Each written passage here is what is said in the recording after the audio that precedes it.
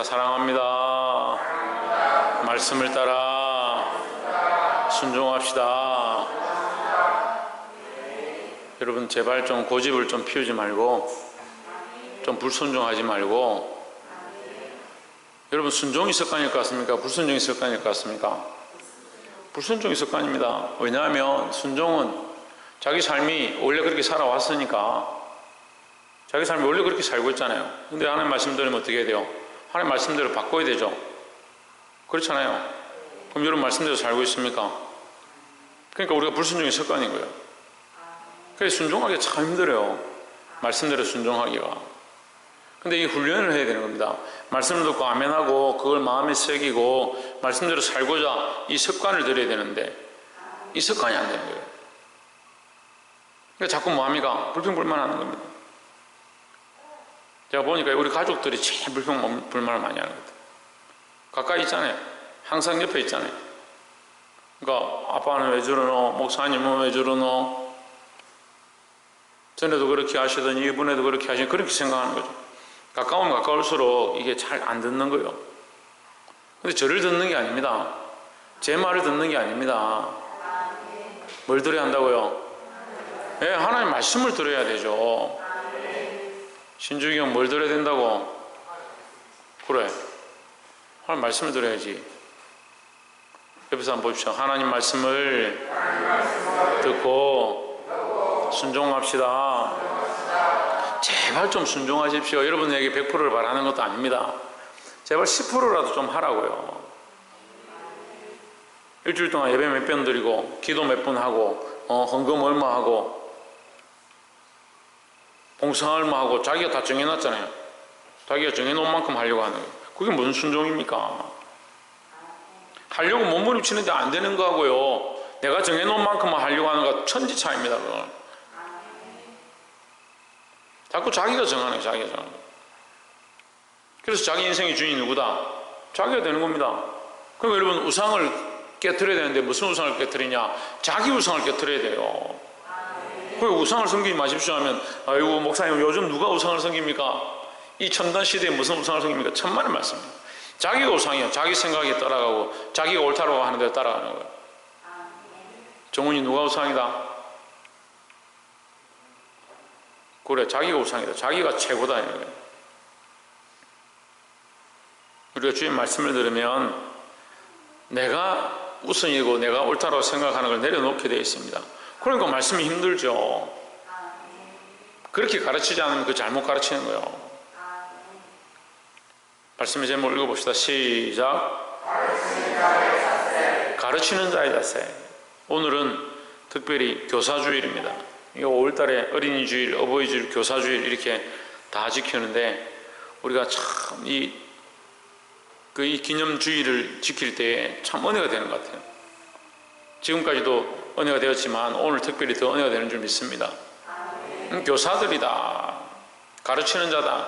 그러면 교사로 세워진 자들도 교사죠. 특별히 스승이죠. 그렇지만 교사로 안 세워져도 내가 바른 말을 하고 아이들이 모르고 신호등을 건너는데 얘야 지금 건너면 안 돼 이렇게 말해주는 사람도 뭡니까? 가르치는 사람 중에 한 사람인 거예요. 우리는 바른 소리를 하고 바른 복음을 전하고 바른 말씀을 전달할 그런 역할이 우리에게 있다는 거죠. 우리가 누구를 알았느냐? 하나님 알았습니다. 김현 집사님 누구를 알았다고요? 하나님 알아요. 유수연 누구를 알았다고? 하나님 알아요.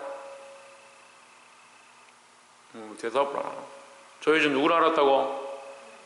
하나님 알아요. 진짜로. 조혜찬 누구를 알았다고? 니는 알아 하나님? 최하에 누구를 알았다고? 이 애들도 아는 하나님을 왜 여러분 잘 몰라요? 그래서 잘 몰라서 안 듣는가? 우리가 하나님 알았잖아요. 그럼 그 하나님을 전달하고 그 하나님에 대하여 다른 사람에게 가르칠 필요가 있는 거예요. 근데 왜 말하지 않느냐? 왜 가르치지 않느냐? 왜 바른 소리를 하지 않느냐? 자기가 바르게 안 사니까. 자기가 똑바로 안 생각 하나님 말씀대로 살지 않으니까. 자기가 예배 안 드리고 교회 안 나오는데 야 너 교회 가라 너 예배 드려라 이렇게 하는 게 이상하잖아요. 가르치는 자의 자세를 배워서 교사로 세워진 자들이나 또한 주의 말씀을 아는 자나 똑바른 말씀을 전할 수 있는 저와 여러분 되기를 주의 이름으로 축복합니다. 13장 1절에 6월절 전에 예수께서 자기가 세상을 떠나 아버지께로 돌아가실 때가 이런 줄 아시고 세상에 있는 자기 사람들을 사랑하시되 끝까지, 언제까지? 끝까지 사랑하시니라 했습니다.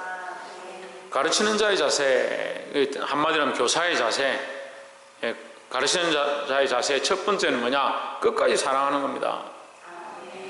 사랑이 없는 게 문제예요. 저는 지금 사회적으로 아이들에게 매를 들지 않는 것, 아이들을 훈육하지 않는 것 잘못됐다 생각합니다. 근데 지금 사회법은 그렇게 하죠. 이제 점점 아이들을 훈육하지 못하도록, 아직 지금 통과는 안 됐지만 가정에서도 아이들에게 훈육하지 못하게 그렇게 하려고 합니다. 저는 옳지 않다 생각합니다. 근데 문제는 뭐냐? 훈육을 하느냐 하지 않느냐가 문제가 아니라 그걸 사랑으로 하느냐 사랑으로 하지 않느냐가 문제예요. 사랑으로 하는 사람은요, 그 아이들에게 이게 혼을 내고 야단을 치는 것도 마음이 아픕니다. 혼을 낼수록 마음이 아픈 거예요. 근데 사랑이 없는 사람은 어때요?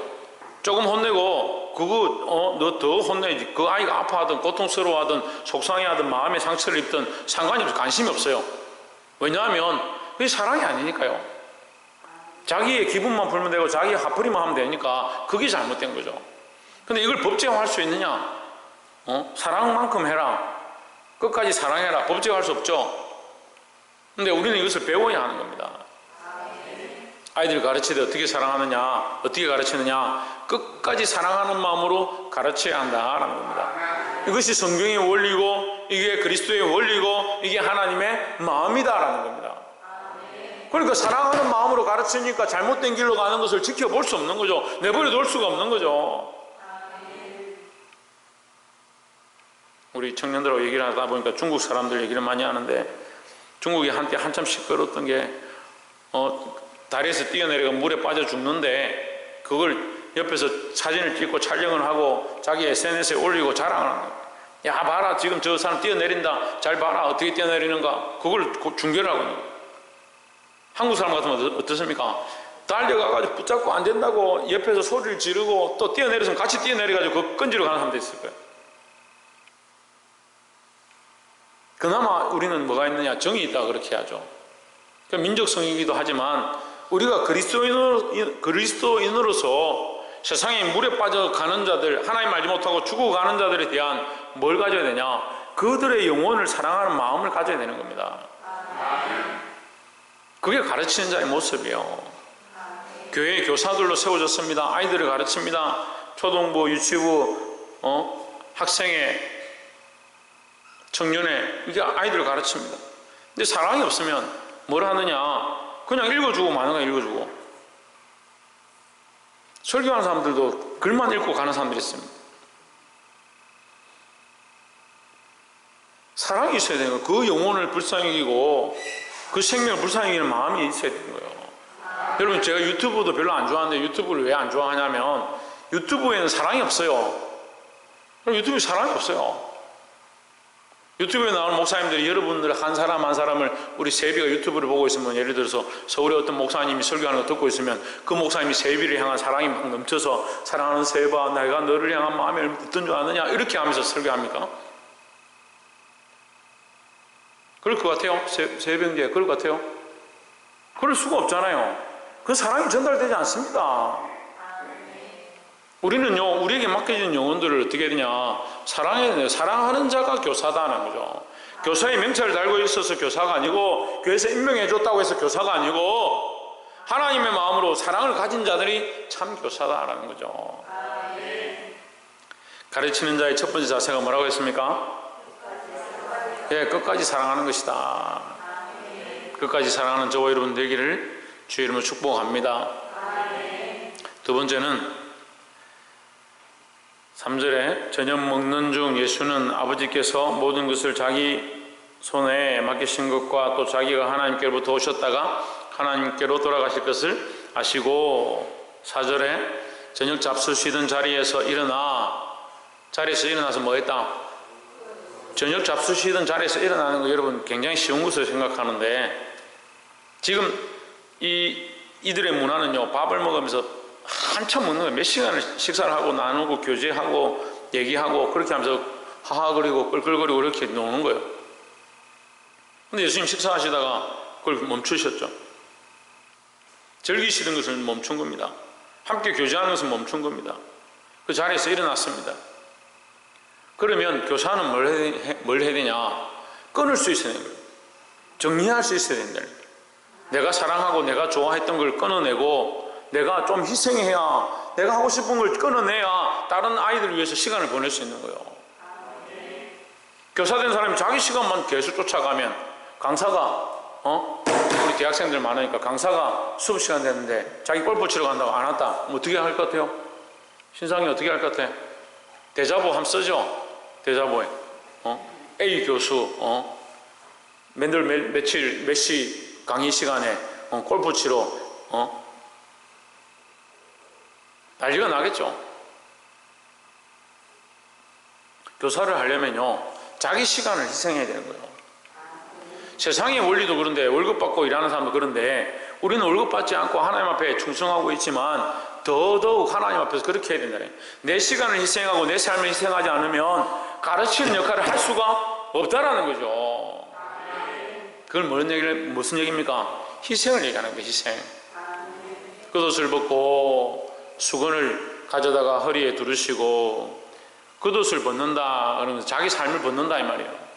그래서 성경은요 교회가 어떻게 세워지느냐, 희생과 섬김으로 세워진다, 겸손과 섬김으로 세워진다 했습니다. 교사의 자세는 겸손과 섬김이 있어야 된다는 겁니다.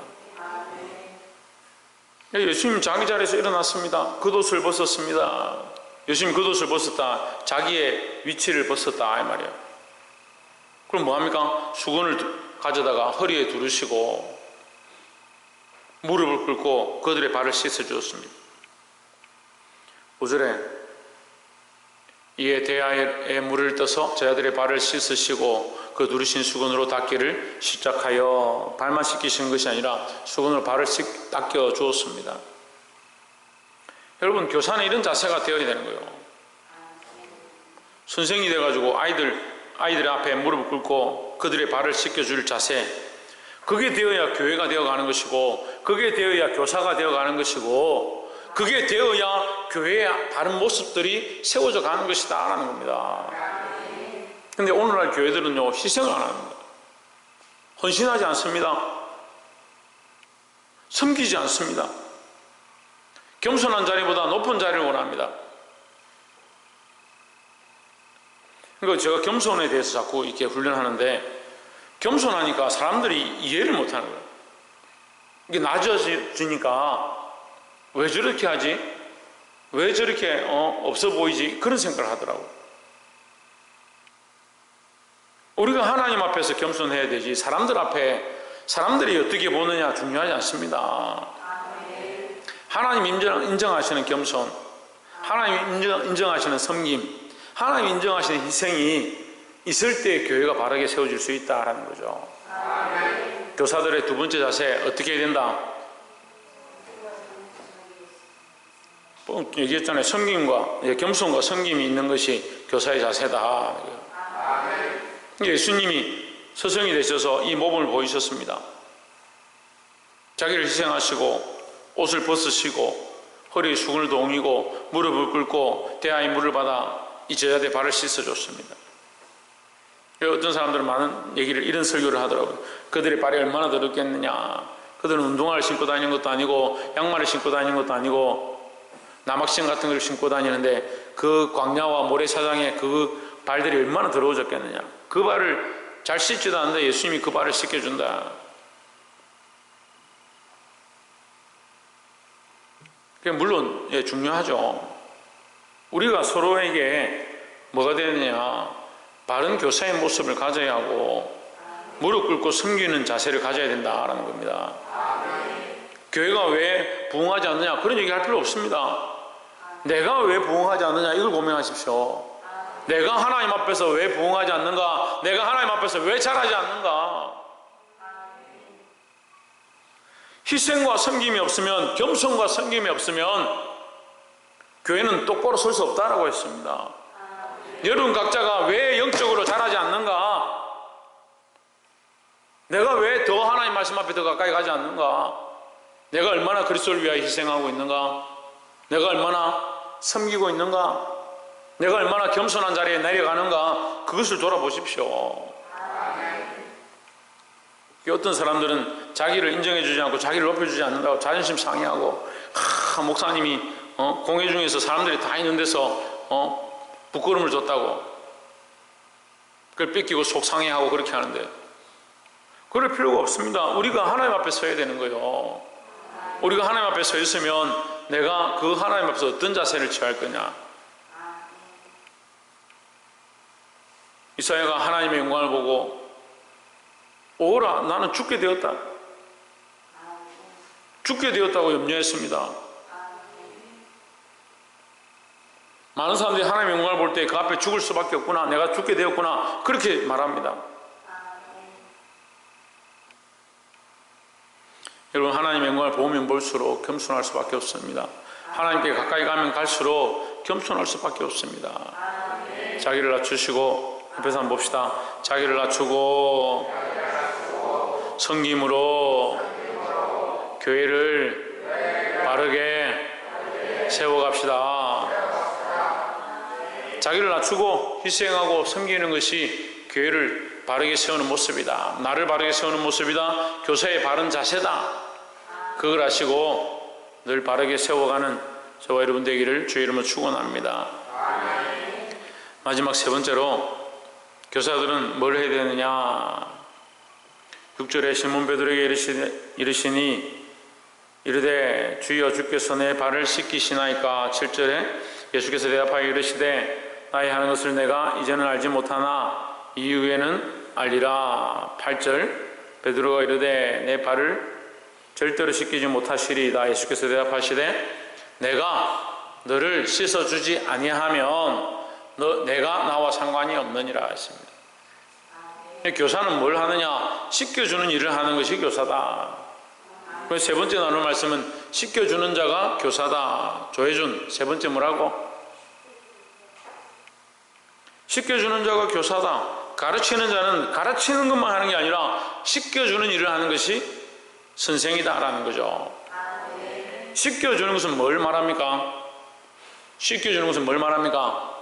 용서를 말합니다. 용서. 뭘 씻겨주겠습니까? 용서하는 거죠. 잊어버리는 겁니다.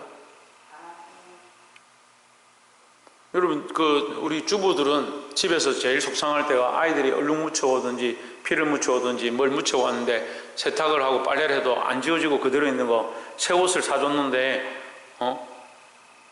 뭘 더럽게 해가지고 왔는데 아무리 씻어도 씻어지지 않을 때 속상하죠. 속 안 상한가 보네. 그럼 제가 오늘 테스트 해보겠습니다. 오늘 다 깨끗한 옷 입고 왔으니까.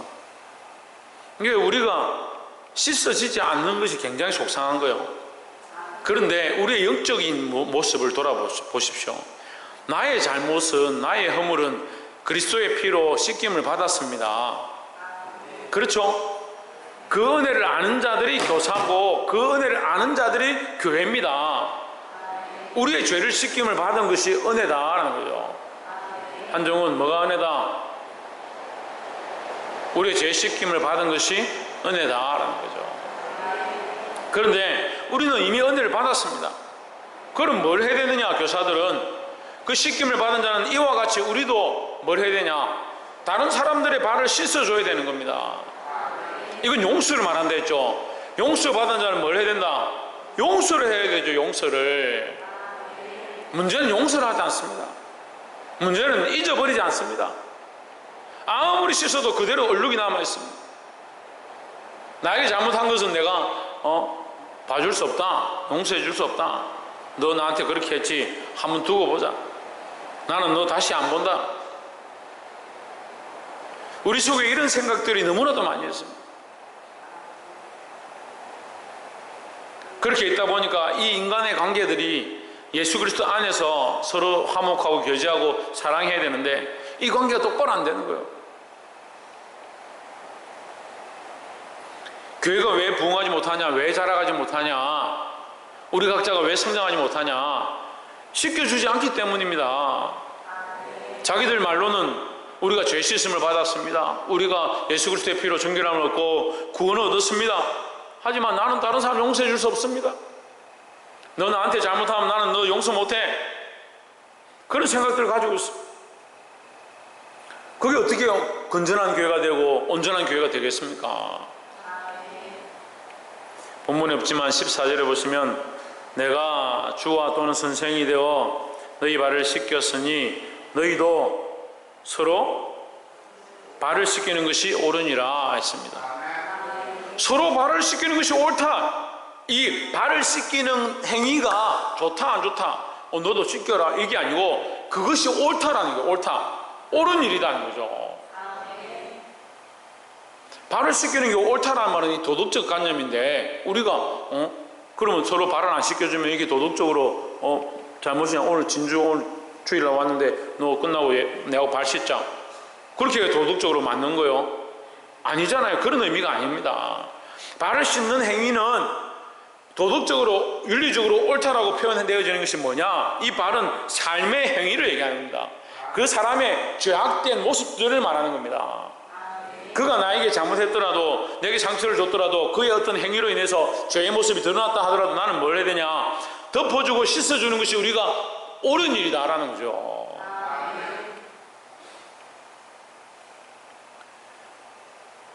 말씀을 맺겠습니다. 오늘 세 가지의 말씀을 나눴습니다. 교사된 자들은 어떻게 된다? 끝까지 사랑해야 된다. 자기 사람들을 끝까지 사랑해야 된다. 자기에게 맡겨진 영혼들을 끝까지 사랑해야 된다. 그래서 우리가 영혼들을 끝까지 사랑하고 그들을 위한 섬김의 자세들을 가지기를 주의 이름으로 축복합니다. 두 번째는 겸손과 섬김의 모습이 교사의 모습이다. 겸손과 섬김의 모습이 있어야 된다. 우리가 교사가 되어서 하나님의 말씀을 아는 자가 되어서 겸손하지 못하고 섬기지 못하면 그것은 교회를 무너뜨리는 것입니다. 내 안에 믿음의 자세들을 무너뜨리는 것이 됩니다. 여러분 정신을 차리고 겸손과 섬김으로 교회를 세우고 교사의 역할을 감당하시길 바랍니다. 마지막 세 번째는 뭘 하라고 했습니까? 서로 씻길 수 있는 자들이 되어야 한다는 거죠. 이 씻기는 것은 때를 미는 것을 얘기하는 게 아니고 얼룩을 지우는 것을 얘기하는 것이 아니고 우리 삶의 행위들을 서로 용서하고 사랑하고 덮어주는 일을 하는 것을 말합니다. 이것이 옳다는, 이것이 옳다, 다른 게 옳은 것이 아니라 이것이 옳다. 우리가 서로 덮어주고 서로 용서해주고 서로 사랑해주는 거, 이것이 옳다.